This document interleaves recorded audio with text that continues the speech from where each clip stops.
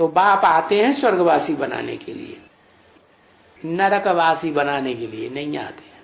क्या नरकवासी फिर कौन बनाता है? ये नरक कैसे कहां से निकल पड़ता है? कि जब बाप आते हैं तो बाप की मत पर न चल करके मन मत पर चलते हैं, मनुष्यों की मत पर चलते हैं। बाप के सुनाया हुआ ज्ञान का जो संगठन होता है ब्राह्मणों का, उसमें घड़े बनाए लेते हैं।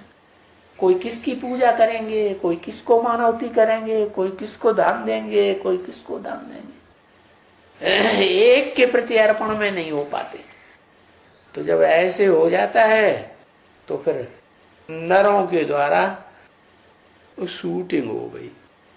नर माने मनुष्य, क्या नर माने पुरुष, नर जो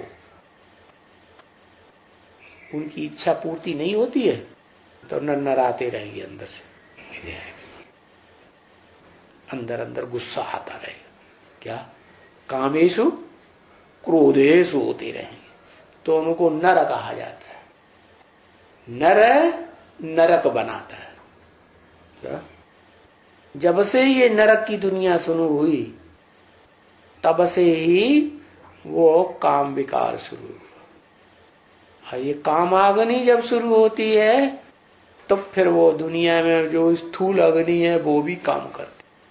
नहीं तो स्वर्ग में तो एकदम दिमाग ठंडे रहते थे। क्या गर्मी का नाम निशान था ही नहीं, न क्रोध न काम विकार। वहां काम इंद्रियां ही नहीं काम करती, वहां तो ज्ञान इंद्रियों से सारा काम, सारा सुख भोगते हैं। तो बाप जानते हैं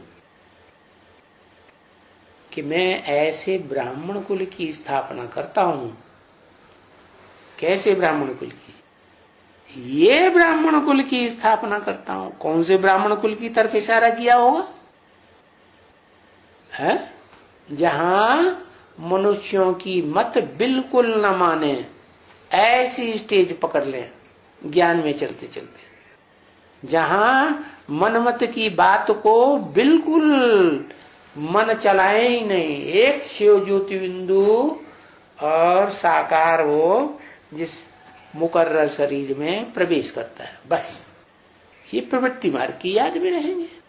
और ऐसे नहीं कि कोई धर्म पिता को मानेंगे या ब्रह्मा को साकार भगवान मान लेंगे या क्राइस्ट को सब कुछ मान लेंगे, दुनिया का सबसे बड़े से बड़ा नहीं। क्या कहा? ब्राह्मण कुल, ये ब्राह्मण कुल। क्या ये का मतलब क्या हुआ?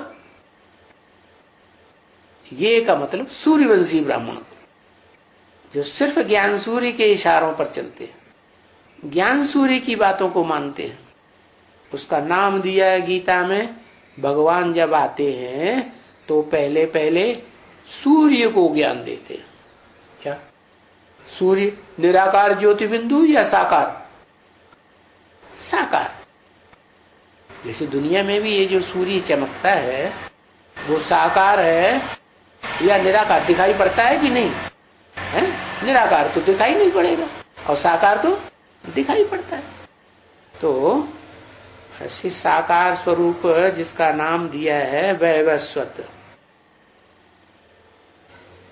तो विवस्वान से जो ब्राह्मण कुल की ब्राह्मण पैदा हुए वो हुए सूर्यवंशी ब्राह्मण। नहीं तो जो मनमत चलाते हैं वो और हैं 8 कुल ब्राह्मणों के। इसलिए ब्राह्मणों की 9 कुरियां गाई हुई। क्या श्रेष्ठ थे श्रेष्ठ कुरी सूर्यवंश की, वैवस्वत ब्राह्मण। तो ये सूर्यवंशी स्थापना करता हूं।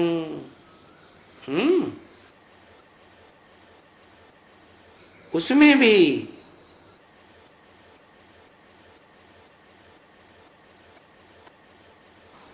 भी है श्रेष्ठ ते श्रेष्ठ ग्रुप है। कहे तो जाते हैं सब सूर्यवंशी। क्या प्रजा भी सूर्यवंशी, चांडालों का कुल होगा वो भी सूर्यवंशी, दास दासी होंगे घर घर में और राजा के यहाँ बड़े बड़े साहूकारों के यहाँ वो भी सूर्यवंशी। होंगे, लेकिन उसमें भी फिर नहीं, ये सूर्यवंशी और चंद्रवंशी दोनों कुल की स्थापना होती है। क्यों? क्योंकि भारत में परंपरा है, खासकर ब्राह्मणों में और नॉर्थ इंडिया में, कि जब शादी करते हैं तब समझते हैं कि ये संपूर्ण व्यक्ति हुआ, संपूर्ण पुरुष हुआ। जब तक शादी नहीं करते तब तक अधूरा। तो संपूर्ण जब बने तो उसके लिए जिसके साथ शादी करते हैं पुरुष, तो वो कुल होता है नीचा कुल। और जो शादी करने वाला पुरुष कुल का जो परिवार है, वो परिवार ऐसा ऊंच कुल का परिवार। तो वो ऊंच कुल का परिवार का जो है पुरुष, वो फिर नीचे कुल की कन्या से शादी होती है और फिर वो कन्या उसी ऊंचे कुल की कही जाती है। चंद्रवंश से राधा बदल करके सूर्यवंशी बन जाती है। तो दोनों कुल की पहले स्थापना होती है। जो फेल हो जाते हैं वो कहे जाते हैं चंद्रवंशी। क्या? ज्ञान पूरा नहीं उठाते हैं तो हो गए चंद्रवंशी। ज्ञान नहीं उठाते हैं, ज्ञान माने जानकारी, जानकारी पूरी नहीं है तो बाप को पहचानेंगे?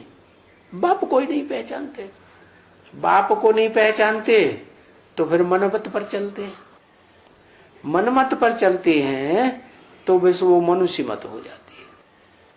तो उन मनुष्यों को फिर दाढ़ी मूछ दिखाई जाती है। क्या? जैसे ऊंचे से ऊंचे देवताएं कौन है? जल्दी बताओ।